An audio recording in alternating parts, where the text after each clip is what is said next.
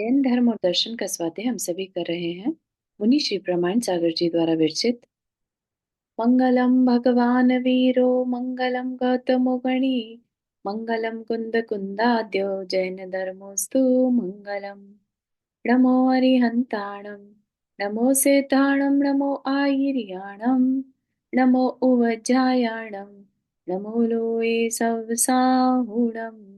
पंच परमेष्ठी भगवान की जय।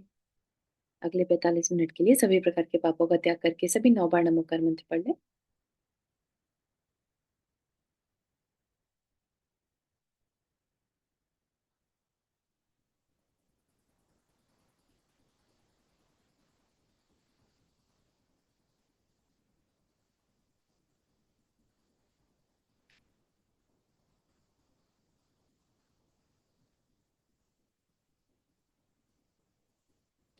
तो इसमें हमारा दो विषय रह गए हैं, संलेखना और जो जैन धर्म के मूलभूत अनेकांतवाद है। ये दो टॉपिक हमारे होने हैं। ठीक है। जय जय जी चारू जी। आपने 26 और 27 की रिकॉर्डिंग नहीं भेजी है? नहीं भेजी है मतलब लास्ट नहीं। I will check. Okay. Okay, हाँ I should it should be there. अगर नहीं है तो आई अपलोड। हाँ हाँ। तो संलेखना के बारे में, संलेखना जैन धर्म की एक पद्धति है ना, एक प्रक्रिया है जिसकी वजह से जैन धर्म ये प्रक्रिया सिर्फ और सिर्फ जैन धर्म में ही मान्य है। ठीक है। क्यों मान्य है? क्योंकि कर्म थ्योरी पर बिलीव भी करते हैं और जीव का अस्तित्व जो है वो निरंतर बना रहता है, जीव नहीं मरता। इस चीज को देखते हुए जब मृत्यु अपरिहार्य हो जाए, जब मृत्यु को टाला नहीं जा सकता, मृत्यु ने तो आना ही है ना। तो क्योंकि सारा संसार जो है मृत्यु के नाम से ही डरता है, जैन जो है वो वीरों की भांति उस मृत्यु का स्वागत करते हैं। अंदर में जरा भी डर नहीं रहता उस मृत्यु के लिए, और ना ही जीने की वांछा, ना ही मरने की इच्छा। ठीक है ना। तो इस तरह के भावों के साथ मरण करने की प्रक्रिया को जैन धर्म में बताया है। उसके पारलौकिक बेनिफिट्स बहुत ज्यादा हैं। इस भाव में तो शायद एकदम से बेनिफिट नहीं दिखाई देंगे कि संलेखना कर रहा है। कई बार तो यहाँ के जो छोटी मानसिकता वाले लोग हैं वो इसको इवन मर्डर की कैटेगरी में भी या आत्मदाह की कैटेगरी में डाल देते हैं। राइट। उनको इस चीज का भान नहीं है कि मृत्यु अपरिहार्य थी, तब ऐसा प्रोसेस करना। ठीक है ना। उस समय अपने मनोबल को और स्ट्रॉन्ग कर लेना। नहीं तो क्या होता है जनरली, अरे अब तो बस मरना है, वेट ही कर रहे हैं कब आएगा समय, है ना, कब इस जीवन से छुटकारा मिलेगा। अगर बहुत ही शरीर में पीड़ा है तो क्या लगता है, बस अब इससे छुटकारा मिल जाए। परिवार वाले भी सोचते हैं अच्छा है छूट जाए, तो जितना तकलीफ देखी नहीं जाती इनकी, ऐसा। राइट। लेकिन यहाँ पर क्या है, टोटली डिफरेंट माइंडसेट दे दिया जा रहा है कि तुम्हारा मरण समय निश्चित है, आने वाला है, ऑलमोस्ट देयर। मतलब अब कितने टाइम का है वो सब जो है वो गुरु डिसाइड करते हैं। और थोड़ा सा निमित्त ज्ञान से वो देख भी लेते हैं कि जो लक्षण बताए जा रहे हैं उनको देखते हुए और उनके शरीर के लक्षणों को देखते हुए, हाँ मृत्यु निकट है, तो इट्स बेटर कि अब मेंटली प्रिपेयर हो जाया जाए। शरीर को भी उसके लिए प्रिपेयर कर लेना और मन को भी उसके लिए प्रिपेयर कर लेना। ठीक। तो संलेखना यानी सतलेखना, अर्थात अच्छी तरह से काया और कषायों को कृष्ट करने को संलेखना कहते हैं। क्योंकि जीव जब शरीर को छोड़ता है तो जितना ज्यादा शरीर में परिग्रह होगा, शरीर में परिग्रह, ठीक है, शरीर के बाहर का परिग्रह तो मानसिक परिग्रह हो ही गया, शरीर में भी जितना ज्यादा परिग्रह होगा, जीव को उतनी ही तकलीफ होगी उस शरीर को छोड़ने में। क्यों? क्योंकि उसने कभी शरीर को क्रश करने की तरफ सोचा ही नहीं, क्योंकि शरीर से मोह बहुत ज्यादा था। ठीक है। तो ये उसके शरीर से मोह को प्रदर्शित करता है। तो अगर हमें ये पता चल जाए कि हाँ मरण निश्चित है और समय आ गया है, तो उस काया से अब मोह को छोड़ने की एक प्रक्रिया है। ठीक है।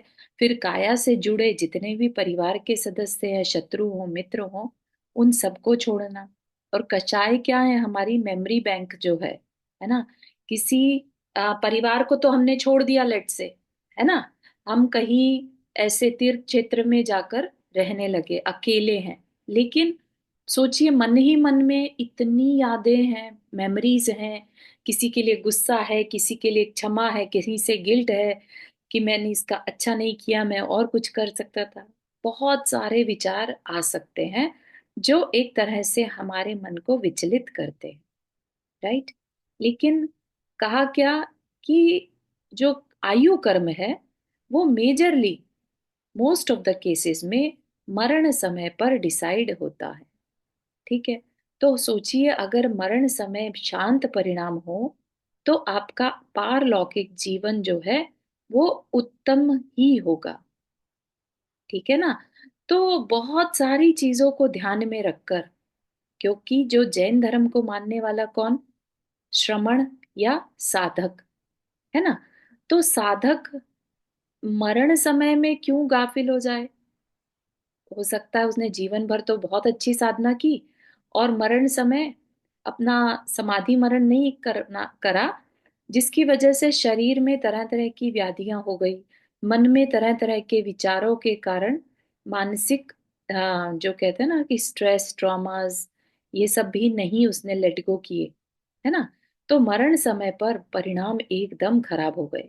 हम कितनी बार पढ़ते भी हैं, मुनि महाराज तक अगर उन्हें अपने पूर्व भव कह रहे हैं, मतलब गृहस्थ धर्म के किसी इंसिडेंट को याद करके परिणाम बिगड़ जाए और उस समय उनका मरण हो जाए, है ना। एक कहानी आती है ना जिसमें कि राजा श्रेणिक महावीर स्वामी के समो शरण में जा रहा है और उन्हें बाहर समो शरण के, है ना, कंदकुटी के बाहर एक मुनिराज पेड़ के नीचे बैठे हुए नजर आते हैं।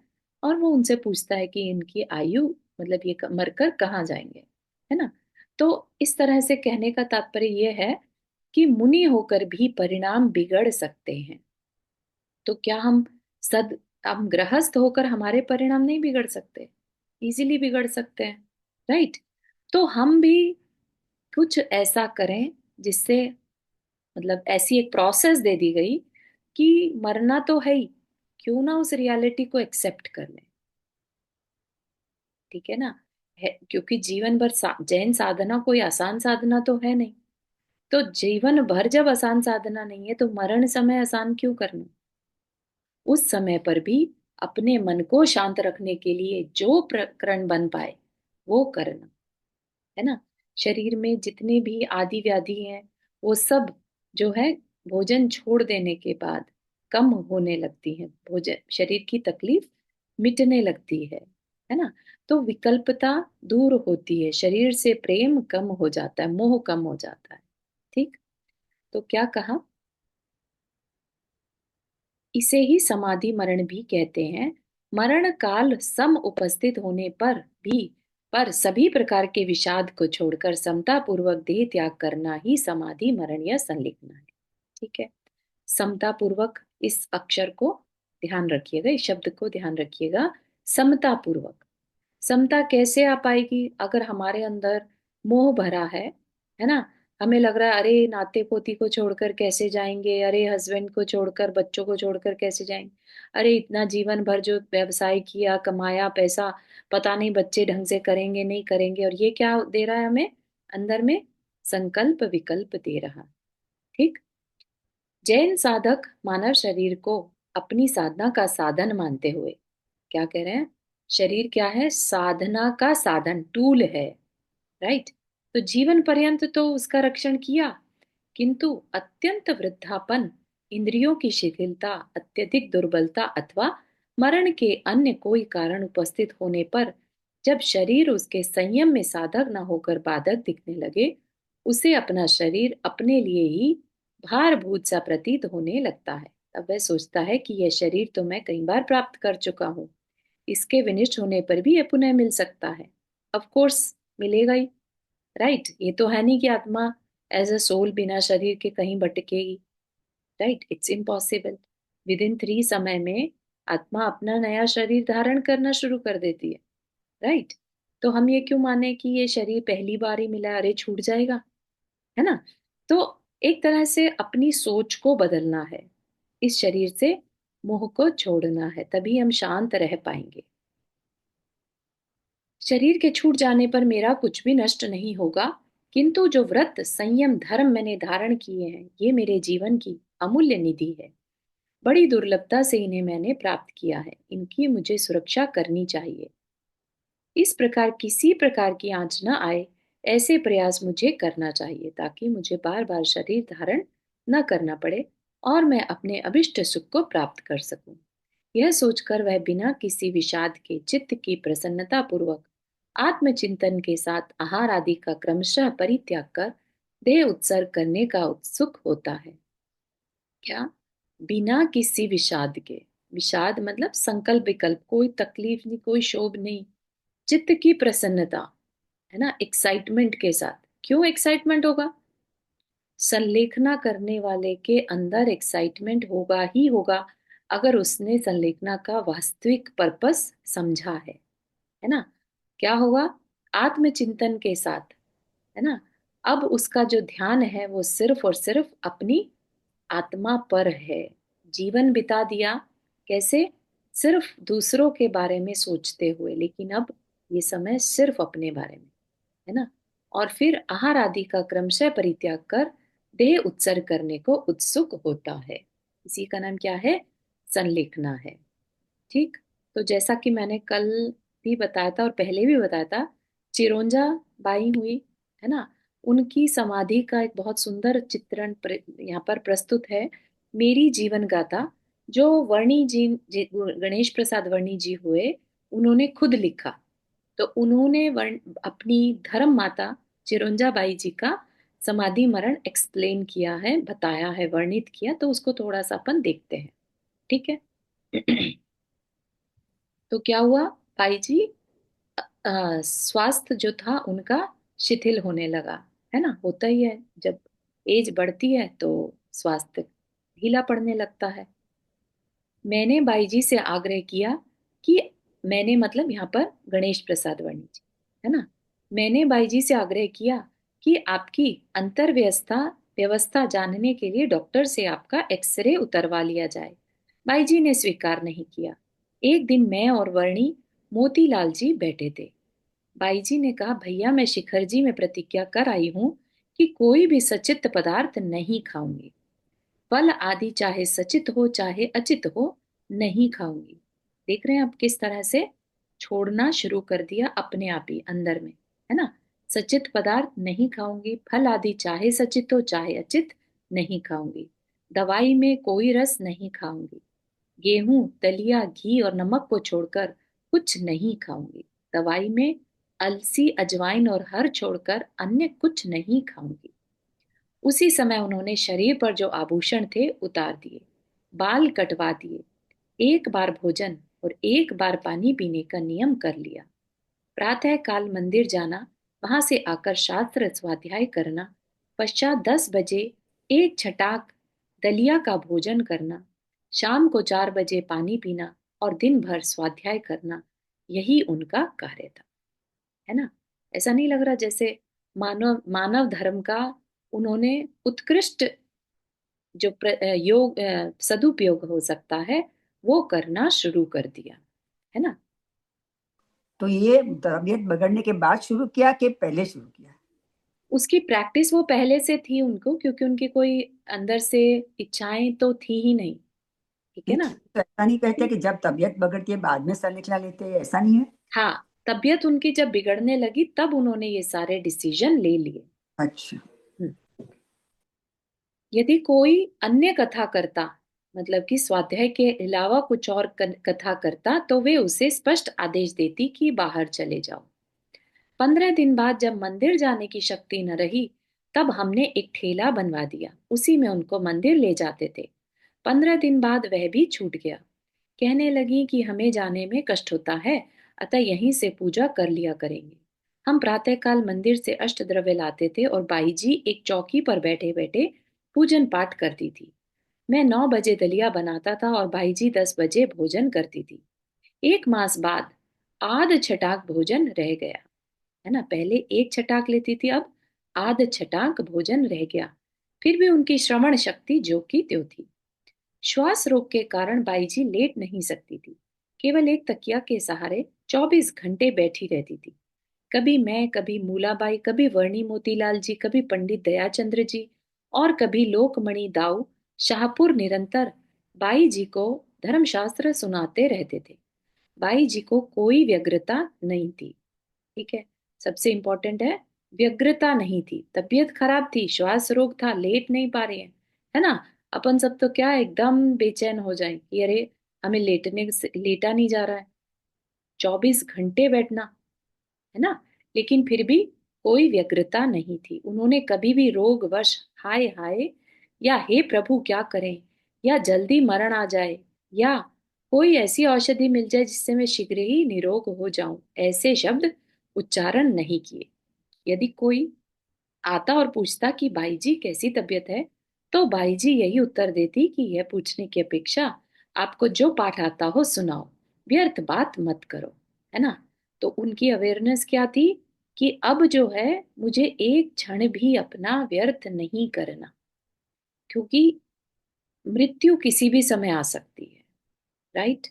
और एक क्षण भी परिणाम अगर बिगड़ गए, है ना, किसी से भी अगर मुंह के परिणाम आ गए, तो पारलौकिक जो जीवन है उसमें चेंज आ जाएगा।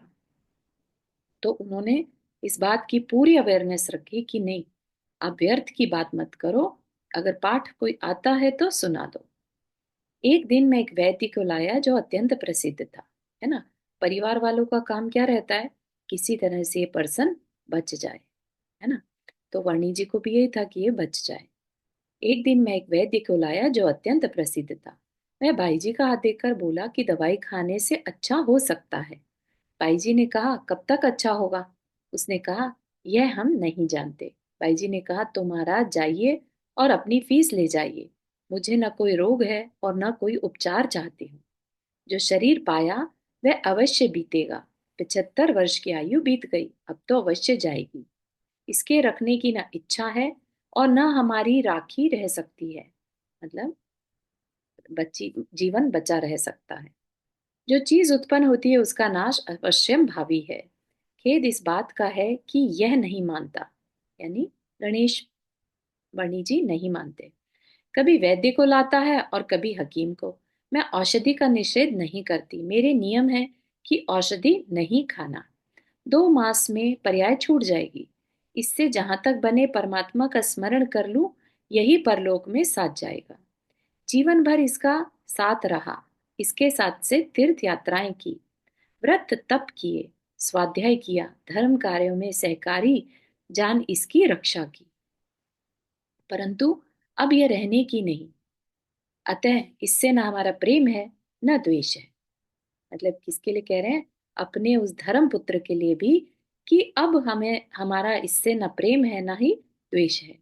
वैद्य ने मुझसे कहा कि भाई जी का जीव कोई महान आत्मा है, अब आप भूल कर भी किसी वैद्य को न लाना, इनका शरीर 1 मास में छूट जाएगा। मैंने ऐसा रोगी आज तक नहीं देखा, है ना। क्योंकि जैन धर्म जो है वो बहुत विशिष्ट है। उसके जो साधक हैं वो अपने आप में विशिष्ट हैं। जो सामान्य जनता में दृढ़ता नहीं देखी जाती, वो एक जैन साधक में देखी जा सकती है ना। यह कहकर वैद्यराज चले गए। उनके जाने के बाद बाईजी बोली कि तुम्हारी बुद्धि को क्या कहें। जो रुपया वैदराज को दिया, यदि उसी का अन्न मंगाकर गरीबों को बांट देते तो अच्छा होता। अब वैद्य को ना बुलाना। बाईजी का शरीर प्रतिदिन शिथिल होता गया, परंतु उनकी स्वाध्याय रुचि और ज्ञान लिप्सा कम नहीं हुई। एक दिन बीना के श्री नंदन लाल जी आए और मुझसे मुकदमा संबंधी बात करने लगे। बाईजी ने तपक कर कहा, भैया यहाँ अदालत नहीं अथवा वकील का घर नहीं जो आप मुकदमा की बात कर रहे हो। कृपया बाहर जाइए।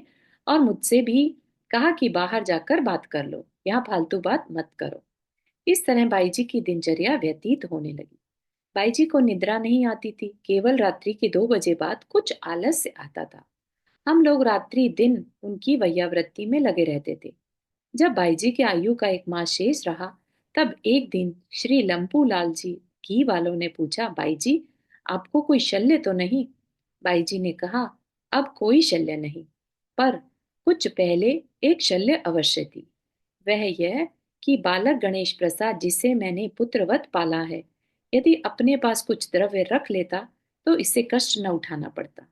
मैंने इसे समझाया भी बहुत, परंतु इसे द्रव्य रक्षा करने की बुद्धि नहीं। मैंने जब जब इसे दिया, इसने 5 या 7 दिन में सफा कर दिया। मैंने आजन्म इसका निर्वाह किया। अब मेरा अंत हो रहा है, इसकी यह जाने, मुझे शल्य नहीं। मेरे पास जो कुछ था इसे दे दिया, एक पैसा भी मैंने परिग्रह नहीं रखा। मैं आपको विश्वास दिलाती हूँ कि मेरे मरने के बाद यह एक दिन भी मेरी दी हुई द्रव्य नहीं रख सकेगा, परंतु अच्छे कार्य में लगाएगा, असत्य कार्य में नहीं। श्री लंपूलाल जी ने कहा कि फिर इनका निर्वाह कैसे होगा? भाई जी ने कहा कि अच्छी तरह होगा। जैसे मेरा इसके साथ कोई जाति संबंध नहीं था, फिर भी मैंने इसे आजन्म पुत्रवत पाला, वैसे इसके निमित्त से अन्य कोई मिल जाएगा। इसकी पर्यायगत योग्यता बड़ी बलवती है, यानी ये पुण्यशाली जीव है। बाई जी की बात सुनकर लंपू भैया हंस गए और इनके बाद सिंघई जी भी आए। वे भी हंसकर चले गए। एक दिन मैंने बाई जी से कहा, बाई जी, यह शांति बाई प्राणपन से आपकी वैयावृत्ति करती, इसे कुछ देना चाहिए। बाई जी ने कहा, तुम्हारी जो इच्छा हो सो दे दो, मैं तो द्रव्य का त्याग कर चुकी हूँ। जब आयु में 10 दिन रह गए, तब बाई जी ने मुझसे कहा, बेटा एकांत में कुछ कहना है। मैं 2 बजे दिन को उनके पास जाकर बैठ गया और बोला, बाई जी मैं आ गया, क्या आज्ञा है? बाई जी बोली, संसार में जहाँ संयोग है वहां वियोग है। हमने तुम्हें 40 वर्ष पुत्रवत पाला है, यह तुम अच्छी तरह जानते हो। इतने दीर्घकाल में हमसे यदि किसी प्रकार का अपराध हुआ हो तो उसे क्षमा करना। और बेटा, मैं क्षमा करती हूँ, अथवा क्या क्षमा करूं, मैंने हृदय से कभी भी कष्ट नहीं पहुंचाया। अब मेरी अंतिम यात्रा है, कोई शल्य ना रहे, इससे आज तुम्हें कष्ट दिया। यद्यपि मैं जानती हूँ कि तेरा हृदय इतना बलिष्ठ नहीं कि इसका उत्तर कुछ देगा। मैं सचमुच ही कुछ उत्तर न दे सका, रुदन करने लगा। हिल हिली आने लगी। बाईजी ने कहा, बेटा जाओ बाजार से फल लाओ, और ललिता से कहा कि भैया को 5 रुपए दे दो फल के लिए। मुझे वहां से कहा कि जाओ। मैं ऊपर गया। मूलाबाई ने मुझे देखा, मेरी रुदन अवस्था देख नीचे गई। बाईजी ने कहा, मूला, नाटक समय सार सुनाओ। वह सुनाने लगी। 3 या 4 छंद सुनाने के बाद वह भी रुदन करने लगी। बाई जी ने कहा, मूला ऊपर जाओ। वह ऊपर चली गई। जब शांति बाई ने उसे रोते देखा, तब वह भी बाई जी के पास गई। बाई जी ने कहा, शांति समाधि मरण सुनाओ। वह भी 1-2 मिनट बाद पाठ करती करती रोने लगी। मैं जब बाजार गया तब सिंघई जी मिले। उन्होंने मेरा बदन मलिन देखा और पूछा कि बाई जी की तबीयत कैसी है। मैंने कहा, अच्छी है। वे बाई जी के पास गए। बाई जी ने कहा, सिंघई भैया अनुप्रेक्षा सुनाओ। अनुप्रेक्षा मतलब 12 भावना। वे अनुप्रेक्षा सुनाने लगे, परंतु थोड़ी देर में सुनाना भूलकर रुदन करने लगे। इस प्रकार जो जो जाए वही रोने लगे। तब बाई जी ने कहा, आप लोगों का साहस इतना दुर्बल है कि आप किसी की समाधि कराने के पात्र नहीं, है ना? जिसको हम चाहते हैं उसकी समाधि कराना भी आसान नहीं, इसीलिए समाधि हमेशा अनजान लोगों से कराई जाती है, ठीक है ना? या फिर जो बहुत तपस्वी साधक रहते हैं, क्योंकि उनके अंदर क्या है, उनके अनित्य भावना कूट कूट के भरी है। राइट, उनके अंदर जरा भी मोह नहीं रहता, ठीक है ना? इस प्रकार बाईजी का साहस प्रतिदिन बढ़ता गया। इसके बाद बाईजी ने केवल आधी छटाक दलिया का आहार रखा, और जो दूसरी बार पानी पीती थी वह भी छोड़ दिया। सब ग्रंथों का श्रवण छोड़कर केवल रत्नकरण श्रावकाचार में से 16 कारण भावना, 10 धर्म भावना, 12 अनुप्रेक्षा और समाधि मरण का पाठ सुनने लगी। जब आयु के 2 दिन शेष रह गए, तब दलिया भी छोड़ दिया, केवल पानी रखा, और जिस दिन आयु का अवसान होने वाला था उस दिन जल भी छोड़ दिया। उस दिन उनका बोलना बंद हो गया। मैं बाई जी की स्मृति देखने के लिए मंदिर से पूजन का द्रव्य लाया और अर्घ बनाकर बाई जी को देने लगा। उन्होंने द्रव्य नहीं लिया और हाथ का इशारा कर जल मांगा। उससे हस्त प्रक्षालन कर गंधोदक की वंदना की। मैं फिर अर्घ देने लगा तो फिर उन्होंने हाथ प्रक्षालन के लिए जल मांगा। पश्चात हस्त प्रक्षालन कर अर्घ चढ़ाया, फिर हाथ धोकर बैठ गई और स्लेट मांगी। मैंने स्लेट दे दी। स्लेट मतलब जिस पर कुछ लिखा जा सकता है। उस पर उन्होंने लिखा कि तुम लोग आनंद से भोजन करो। भाई जी 3 मास से लेट नहीं सकती थी, उस दिन पैर पसार कर सो गई।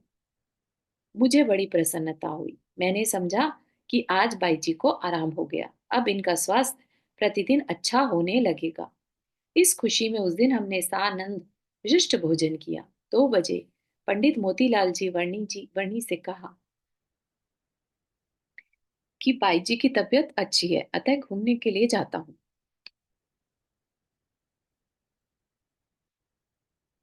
वर्णी जी ने कहा, तुम अत्यंत मूढ़ हो, यह अच्छे के चिन्ह नहीं अवसर के चिन्ह है। थोड़ा पढ़ने में तकलीफ आ रही है। मैंने कहा, तुम बड़े धनवंतरी हो, मुझे तो ये आशा है कि अब्बाई जी को आराम होगा।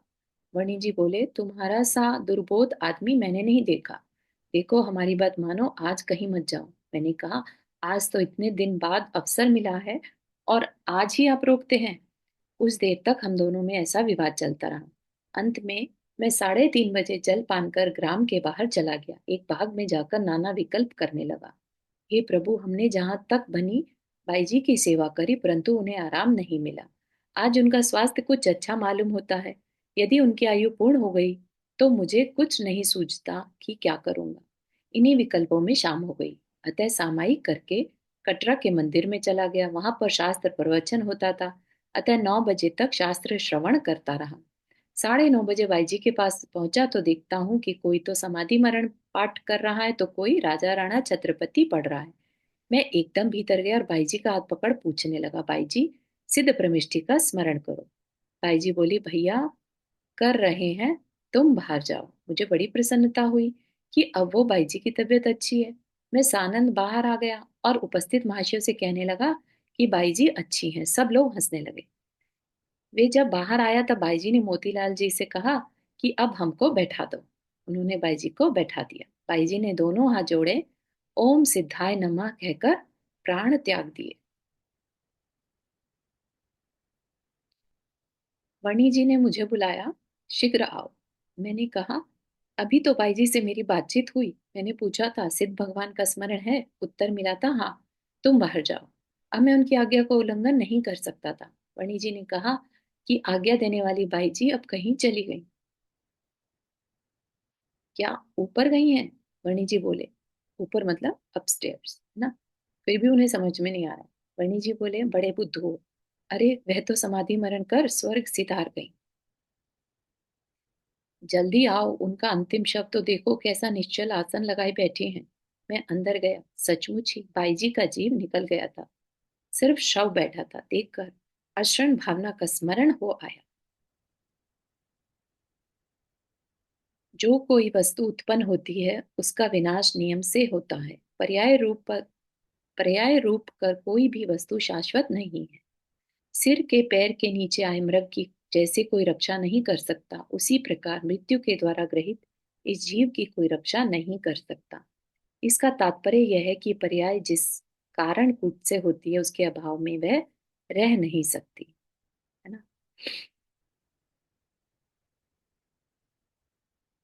भाई जी का शव देख मैं इतना चित्राम का सा पुतला हो गया। वर्णी जी ने कहा, खड़े रहने का काम नहीं तो क्या रोने का काम है? वर्णी जी ने कहा, तुमको तो चुहल सूझ रही है, अरे जल्दी करो। ये जो है ये तो सारी उनकी प्रोसेस है जो भी। ठीक है, तो हम वापस से अपने पॉइंट पे आते हैं। तो आप लोगों ने देखा। हम्म, मैंने वर्णी जी के दर्शन किए हैं, गणेश प्रसादी वर्णी जी के। अरे वाह, क्या बात है। वहाँ ईसरी में थे ना, हाँ जी, हाँ जी। तो हम लोग वहीं रहते थे, तो उनके दर्शन तो बहुत किए। मेरी मम्मी के वहाँ उनका आहार भी हुआ था। वाह, बहुत ही बहुत बहुत अनुमोदना, मतलब बहुत सुन के अच्छा लग रहा है। बहुत बड़ी बात है। मुकुल भाई, आपने हाथ रेस किया। हाँ जी। अभी पहले बोला था ना कि समाधि मरण के टाइम जैसे भाव होता है ऐसा जन्म मिलता है। तो हम्म, एक हिसाब से हम बोलते हैं कि आयु की 1/3 लाइफ बाकी है, तब आयु बंद हो जाता है हम्म। नेक्स्ट। तो अगर हो वो ही बंद, जाता है ऐसा नहीं। ऐसा नहीं, नहीं, 8 मौके मिलते हैं। हाँ, 8 मौके मिलते हैं, मगर जिसका हो गया हो हाँ और जी। बाद में उसका समाधि मरण हो तो हाँ, वो चेंज हो जाएगा।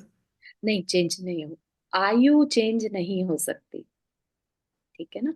होगा क्या, ज्यादा से ज्यादा जैसे देव आयु का बंद कर लिया है ना, और बाद में समाधि मरण किया तो अच्छे वाले देव में चले जाएंगे, ठीक है सो ना। चेंज हो, मतलब हाँ, वही मिलेगा जो भी योनि वही मिलेगा, हाँ। देवलोक हो, मगर चेंज होगा कि पहले वाले आए उस देवलोक से ज्यादा बेटर में चले अच्छा, जाएंगे। बेटर, अगर अच्छा। दुख ज्यादा बांधा था पहले, तो अब दुख वह कम आएगा, है ना। जैसे तिर्यंच है, लेट से तिर्यंच आयु बांध ली और बाद में काफी अच्छा कर लिया, है ना। हम्म।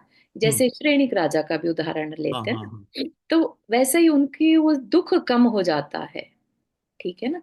तो अच्छा, इसलिए जैसे देव आयु बांधी तो वैमानिक देवों में जाते हैं फिर, अच्छा, थैंक यू। ठीक है। तो ये एक एग्जाम्पल दिया किस तरह से संलेखना में दृढ़ता जरूरी है। ये कोई ऐसा कार्य नहीं कि बहुत ही कमजोर इंसान जो दुखों से भागने की कोशिश कर रहा है, सोच रहा है कि ये शरीर खत्म होगा तो सारे दुख खत्म हो जाएंगे। वो क्या है, जबरदस्त मिथ्यात्व है, जिसमें हम ये मान ही नहीं रहे हैं कि आत्मा के साथ कर्म जो है, कर्म दुख सुख देने वाला है, राइट। और वो कर्म शरीर जो है, कार्मिक शरीर, वो साथ जाता है। तो अगर वो दुख अभी आ रहा है, तो वो अगर हमने अभी उसको फेस नहीं किया तो वो बाद में और ज्यादा मल्टीपल होकर आएगा। तो इसलिए कहीं से भी आत्मघात करना समझदारी की बात नहीं है, और संलेखना दूर दूर तक भी आत्मघात नहीं है। हाँ अनीता जी, आपने हाथ रेस किया। हाँ चारू जी, संलग्न का अर्थ यही भी है ना, एक सत्य मीन्स ध्रुव स्वभाव एंड लेखन मीन्स अभ्यास। बारंबार ध्रुव स्वभाव को जानने का अभ्यास करना ही संलेखना है।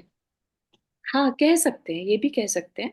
हालांकि मैंने ये नहीं पढ़ा है उसमें, लेकिन हाँ, ये कर समय सार सकते हैं। का जो 186वां अध्याय ये है ना, सूत्र है ना, हाँ, उसमें ये बताया था बहुत कि सुंदर। सत्य मीन्स ध्रुव स्वभाव, हम्म, लेखन मीन्स अभ्यास।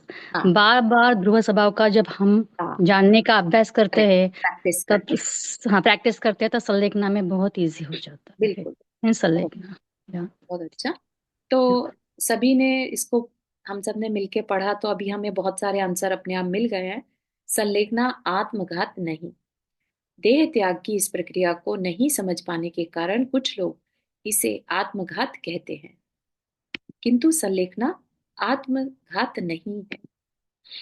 जैन धर्म में आत्मघात को पाप, हिंसा एवं आत्मा का अहितकारी कहा गया है।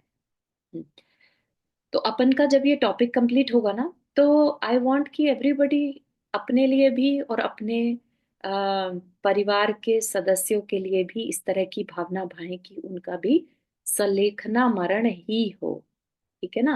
अपन कैसे उनके लिए व्यवस्था कर पाएंगे वो अलग विषय है, लेकिन हम भावना तो भाएं, ठीक है ना। उस भावना में कोई कमी मत रखिए, ठीक है। हम अंदर से उस चीज को अच्छा, अनुमोदना तो यहीं से शुरू हो जाएगी।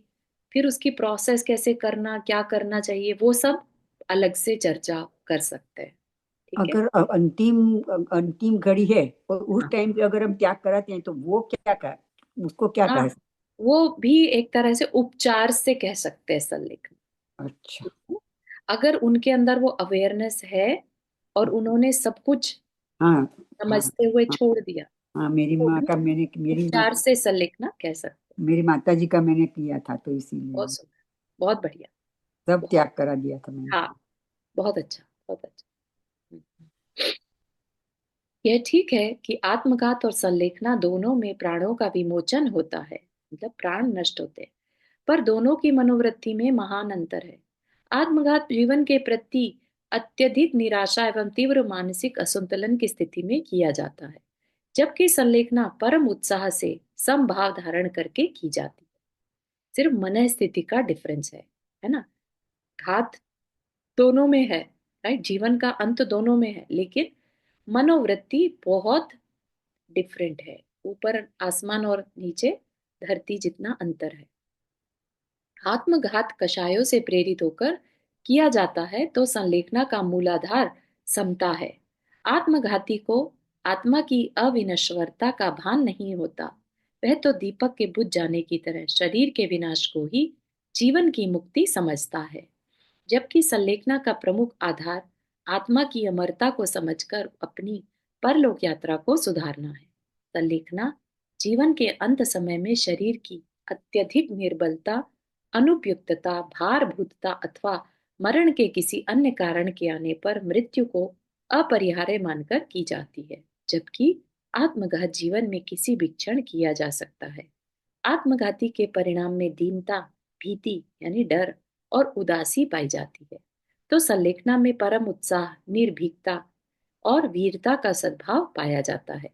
आत्मघात विकृत चित्त वृत्ति का परिणाम है, तो संलेखना निर्विकार मानसिकता का फल है। आत्मघात में जहां मरने का लक्ष्य है, तो संलेखना का ध्येय मरण के योग्य परिस्थिति निर्मित होने पर अपने सद्गुणों की रक्षा का है, अपने जीवन के निर्माण का है, पारलौकिक जीवन के निर्माण का है। एक का लक्ष्य अपने जीवन को बिगाड़ना, तो दूसरे का लक्ष्य जीवन को संवारने संभालने का है। आचार्य श्री पूजपाद स्वामी ने सर्वार्थ सिद्धि में एक उदाहरण में इसी बात को स्पष्ट करते हुए कहा कि किसी गृहस्थ के घर में बहुमूल्य वस्तुएं रखी हों और कदाचित भीषण अग्नि से घर जलने लगे, तो वह येन केन प्रकारेण उसे बुझाने का प्रयास करता है। पर हर संभव प्रयास के बाद भी यदि आग बेकाबू होकर बढ़ती ही जाती है, तो उस विषम परिस्थिति में वह चतुर व्यक्ति अपने मकान का ममत्व छोड़कर बहुमूल्य वस्तुओं को बचाने में लग जाता है। उस गृहस्थ को मकान का विध्वंसक नहीं कहा जा सकता, क्योंकि उसने तो अपनी ओर से रक्षा करने की पूरी कोशिश की, किंतु जब रक्षा असंभव हो गई, तो एक कुशल व्यक्ति के नाते बहुमूल्य वस्तुओं का संरक्षण करना ही उसका कर्तव्य बनता है। इसी प्रकार रोग आदिकों से आक्रांत होने पर एकदम से संलेखना नहीं ली जाती, वह तो शरीर की अपनी साधना का विशेष साधन समझ यथासंभव उसका योग्य उपचार करता है। किंतु पूरी कोशिश करने पर भी जब वह असाध्य दिखता है और निप्रतिकार प्रतीत होता है, तो उस विषम परिस्थिति में मृत्यु को अवश्यम भावी जानकर अपने व्रतों की रक्षा में उद्यत होता हुआ अपने संयम की रक्षा के लिए समता भाव पूर्वक मृत्युराज के स्वागत में तत्पर हो जाता है। संलेखना को आत्मघात नहीं कहा जा सकता, यह तो देह उत्सर्ग की तर्क संगत और वैज्ञानिक पद्धति है, जिससे अमरत्व की उपलब्धि होती है। संलेखना की इसी युक्ति युक्तता एवं वैज्ञानिकता से प्रभावित होकर 20वीं शताब्दी के विख्यात संत आचार्य विनोबा भावे ने जैनों की साधना को अपनाकर संलेखना पूर्वक देह उत्सर्ग किया था। संलेखना का महत्व। संलेखना को साधना की अंतिम क्रिया कहा गया है। अंतिम क्रिया यानी मृत्यु के समय की क्रिया को सुधारना, अर्थात काय और कषाय को कृष्ण करके संन्यास धारण करना। यही जीवन भर के तप का फल है। जिस प्रकार वर्ष भर विद्यालय में जाकर अध्ययन करने वाला विद्यार्थी यदि परीक्षा में नहीं बैठता, तो उसकी वर्ष भर की पढ़ाई निरर्थक रह जाती है ना। पढ़ाई की साल भर, लेकिन परीक्षा में गया ही नहीं, तो फायदा क्या उस पढ़ाई का, अगर साल भर भी की अगली कक्षा में वो नहीं जा सकता। उसी प्रकार जीवन भर साधना करते रहने के उपरांत भी यदि संलेखना पूर्वक मरण नहीं हो पाता, तो साधना का वास्तविक फल नहीं मिल पाता। इसलिए प्रत्येक साधक को संलेखना अवश्य करनी चाहिए। मुनि और श्रावक दोनों ही संलेखना अनिवार्य है। यथाशक्ति इसके लिए प्रयास करना चाहिए। जिस प्रकार युद्ध का अभ्यासी पुरुष रणांगन में सफलता प्राप्त करता है, उसी प्रकार पूर्व में किए गए अभ्यास के बल से ही सफल हो पाती है, संलेखना सफल हो पाती है। अतः जब तक इस भाव का अभाव नहीं होता, तब तक हमें प्रति समय समता पूर्वक मरण हो, इस प्रकार का भाव यानी भावना, है ना। क्या करनी है भावना? प्रति समय समता पूर्वक मरण हो और पुरुषार्थ करना चाहिए। भाव भी करना और पुरुषार्थ भी, है ना। अपन यहाँ पर किसकी बात कर रहे हैं? अभी सिर्फ भाव तो स्टार्ट करें, है ना। पुरुषार्थ जब होगा तब होगा। भावना भाने से पुण्य इकट्ठा होगा, तो हो सकता है वैसे निमित्त भी मिल जाए। वस्तुतः संलेखना के बिना साधना अधूरी है।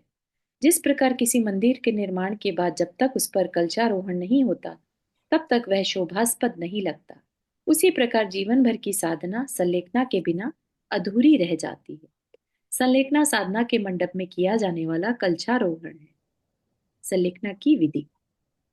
संलेखना या समाधि का अर्थ एक साथ सब प्रकार के खान पान का त्याग करके बैठ जाना नहीं, अपितु उसका निश्चित क्रम है। उस क्रम का ध्यान रखकर ही संलेखना करनी या करानी चाहिए। इसका ध्यान रखे बिना एक साथ ही सब प्रकार के खान पान का त्याग करा देने से साधक को अनेक कठिनाइयों का सामना करना पड़ सकता है। कभी कभी तो उसे अपने संयम से च्युत भी हो जाना पड़ता है। अतः साधक को किसी भी प्रकार की आकुलता न हो और वह क्रमशः अपनी काया और कषायों को कृश करता हुआ देह उत्सर्ग की दिशा में आगे बढ़े, इसका ध्यान रखकर ही संलेखना की विधि बनाई गई है। संलेखना की विधि में कषायों को कृश करने का उपाय बताते हुए कहा कि साधक को सर्वप्रथम अपने कुटुंबियों, परिजनों एवं मित्रों से मोह, अपने शत्रुओं से बैर तथा सब प्रकार के बाह्य पदार्थों से ममत्व का शुद्ध मन से त्याग कर मिष्ट वचनों के साथ अपने स्वजन और परिजनों से क्षमा याचना करनी चाहिए और अपनी ओर से भी उन्हें क्षमा करनी चाहिए। उसके बाद किसी योग्य गुरु के पास जाकर कृतकार्यत अनुमोदना से किए गए सब प्रकार के पापों का छल रहित आलोचना कर मरण पर्यंत के लिए महाव्रतों को धारण करना चाहिए। ठीक है, तो ये क्या है, ये एक्सट्रीम बता रहे हैं जो उत्कृष्ट है ना। मरण पर्यंत के लिए महाव्रतों को धारण करना चाहिए। कई बार महाव्रत नहीं भी धारण करते हैं, राइट, लेकिन अणुव्रत लेकर और प्रतिमाएं आदि ली जा सकती हैं। उसके साथ ही उसे सब प्रकार के शोक, भय, संताप, खेद, विषाद, कालुष्य, अरति आदि अशुभ भावों को त्याग कर अपने बल, वीर्य, साहस और उत्साह को बढ़ाते हुए गुरुओं के द्वारा सुनाई जाने वाली अमृत वाणी से अपने मन को प्रसन्न रखना चाहिए। कषाय संलेखना का यह संक्षिप्त रूप है। इसका विशेष कथन ग्रंथों से जानना चाहिए।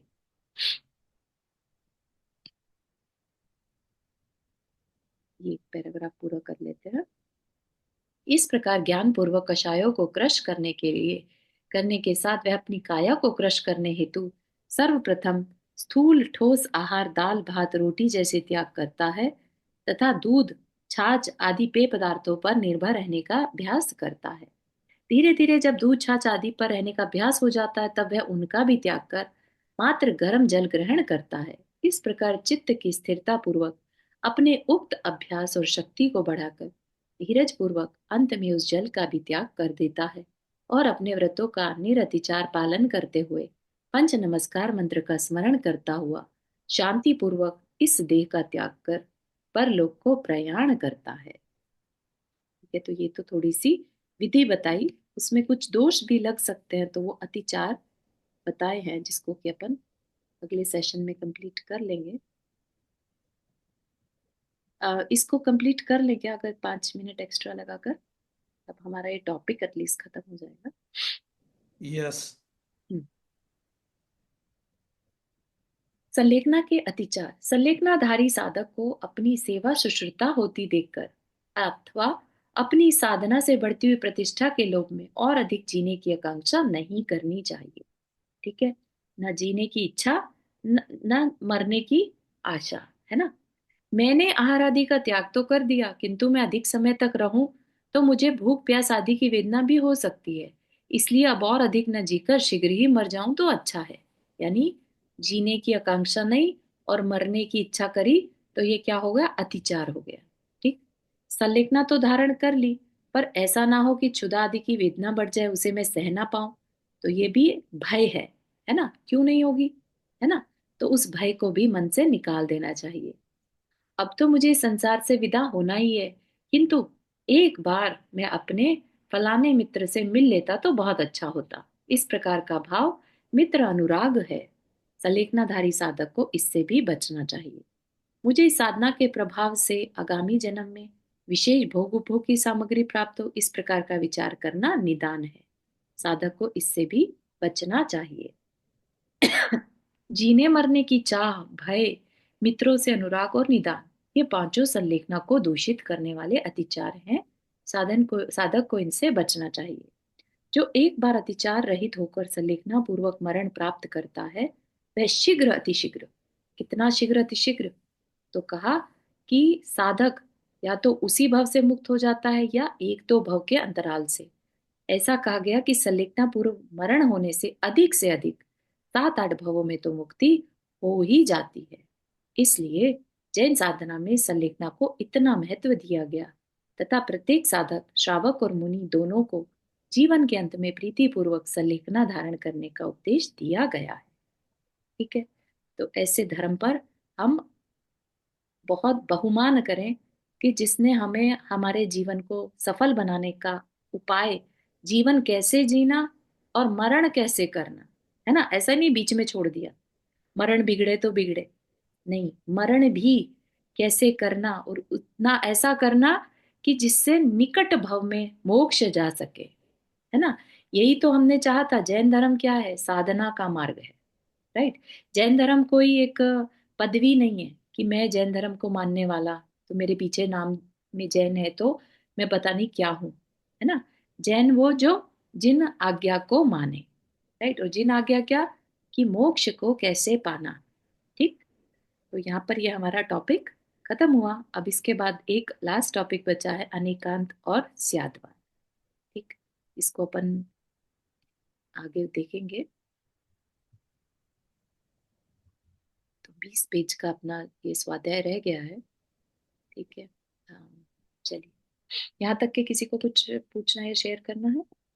हाँ, शेफाली जी, आपने हाथ रेज किया। जय श्री चारू जी। चारू जी, आप बीच में एक चीज के लिए बोल रहे थे ना कि 8 बार चांस मिलता है आयु बंद करने का। हाँ ये हाँ, हाँ इस पे अगर आज नहीं तो फिर कभी कवर कर सकते हैं क्या थोड़ा? हाँ, जब कर्मों के बारे में पढ़ रहे थे तो हमने इसको देखा था, है ना। अच्छा। इसमें आयु कर्म के बंधने की प्रक्रिया है। बाकी सारे कर्म एक अलग तरह से बंधते हैं और आयु कर्म डिफरेंट तरीके से बंधता है, ये कहना चाहते थे। 8 मौके मिलते हैं जीवन में किसी भी व्यक्ति को, सामान्य से 8 मौके मिलते हैं जब आयु, अगली आयु क्या मिलेगी वो डिसाइड हो जाता है। ठीक है, और वो किस तरीके से होता है, कितनी आयु है, कैसे भाव है, उसके बेस पर अपने आप आगे का भाव हमारा डिसाइड होता है। कैन यू इमेजिन कि कर्म पार्टिकल्स में कितनी पावर है, और जो हम्म प्रकृति की ये व्यवस्था है उसमें कितनी पावर है, कैसे सब हम्म कुछ अपने आप हो रहा है ना। कौन उसको गाइड करता होगा कि 8वें में से पहले में नहीं हुआ तो दूसरे में सही, दूसरे में नहीं हुआ तीसरे में, है ना। कब हम्म करना कब नहीं करना, राइट। कब उसके अकॉर्डिंगली पूरा प्रॉपर इन्वायरमेंट मिल गया तो पहली बार में ही आयु कर्म बन सकता है, नहीं मिला तो let's wait for the next one. ठीक है ना। तो बड़ी मतलब अजीब और बड़ा आश्चर्यकारी व्यवस्था है ये कर्म की जो भी है, राइट। तो डेफिनेटली इसका अपन अलग से किसी को पता नहीं चलता है, नहीं आयु बंद हुआ क्या नहीं हुआ है, किसी को पता चलता है? नहीं पता चलता, लेकिन थोड़ा सा ये है कि अगर किसी ने नरक आयु का बंद कर लिया तो उसके व्रत लेने के भाव नहीं होते, ऐसा कहा जाता है। अच्छा। हम्म, हम्म। ठीक है, और अगर भाव हो रहे हैं तो फिर देवायु का बंद कर सकता है, अभी हुआ नहीं, कर सकता है। धर्म के मार्ग में आगे चलने का मन नहीं होता है, बाद में नहीं होता है तो क्या होता है? तो चेंज हो जाता है। सॉरी, मतलब आंटी क्या कहना चाह रहे देखो, पहले वो धर्म करते हैं और बाद में उसका मन धर्म से नहीं लगता है, तो हैं? ऐसे कर उसको क्या होता है, उसको क्या बोलते हैं? बाद में नहीं होता तो वो डिपेंड करेगा एक्चुअली उस टाइम कितना तीव्रता के साथ था, नहीं बंधा फिर उसका मतलब उसका कर्म अभी। अंतिम समय के बोलते कि जब नौकार बोलो कर, नौकार, भगवान का हाँ, नहीं और करते हैं तो क्या नहीं होता है? करा तो फिर अपना अपना अगला भाव थोड़ा बिगड़ जाता है। सारी जिंदगी किया है फिर बाद हाँ में चेंज हाँ हो जाता है। हाँ, तो हो सकता है कि अब तो इसमें कुछ कह नहीं सकते, तो है ना। नहीं, ऐसा इसलिए ऐसा मतलब हो सकता है कि उसका आयु कर्म अच्छा नहीं बनता, ऐसा ऐसा मान सकते? अ, कह सकते हैं कि अगर बिल्कुल ही धर्म से विचार बदल गए कि नहीं मुझे पढ़ना ही नहीं, मुझे नहीं करना। नहीं, आप करके बोलते भगवान का नाम दो नौकर, मतलब वो कुछ भी नहीं बोलते, हाँ वही ना, मतलब अंदर से या तो देखो, एक तो है कि बोल ही नहीं पा रहे हैं, सुन सब कुछ रहे हैं, बोल नहीं पा रहे हैं, वहां तक तो ठीक है, लेकिन अंदर से ही ऐसे विपरीत हाँ, व्यवहार हो जाए। कोई बोलता है कि करो और वो नहीं करता है। हाँ, तो वो हो सकता है कि आयु बंद कर लिया हो, अपना बिगाड़ कर लिया हो। हमारे एक नेबर थे इंडिया में, तो उसका ऐसा हुआ था, इसीलिए हाँ, मैं तो हो सकता है, चांसेस हैं देखो। एकदम वैसे सारा धर्म करते थे पर लास्ट टाइम के उसका चेंज हो गया। करेक्ट, करेक्ट, हो सकता है, बहुत वैलिड है, मतलब बहुत नॉर्मल है ये सब। अच्छा, ऐसा हो सकता है किसी को? हाँ जी, बिल्कुल हो सकता है, मैंने तभी तो तो पहली कहा दफा कि ऐसा सुना जीवन है। भर मेरे हम। मेरे को अजीब लगा था, मैं ऐसा कैसे हो सकता है? नहीं नहीं, ऐसा हो सकता है, बहुत कॉमन है ये, तभी इसीलिए संलेखना को इतना महत्व दिया। ओके, अच्छा। चलिए, जिनवानी स्तुति। जावानी के ज्ञान से सुझे लोकालोक, सो वाणी मस्तक धरो सदा देत कूदो। ए जिनवानी भारती तो ही जपो दिन रैन, जो तेरा शरणा गए सो पावे सुख चैन।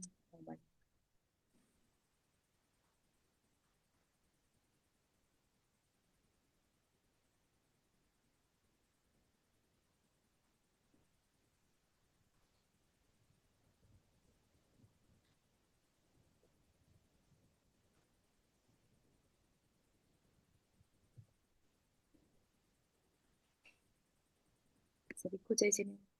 जय जिनेन्द्र। सभी को जय जय। जय जिनेन्द्र। जिनेन्द्र सबको।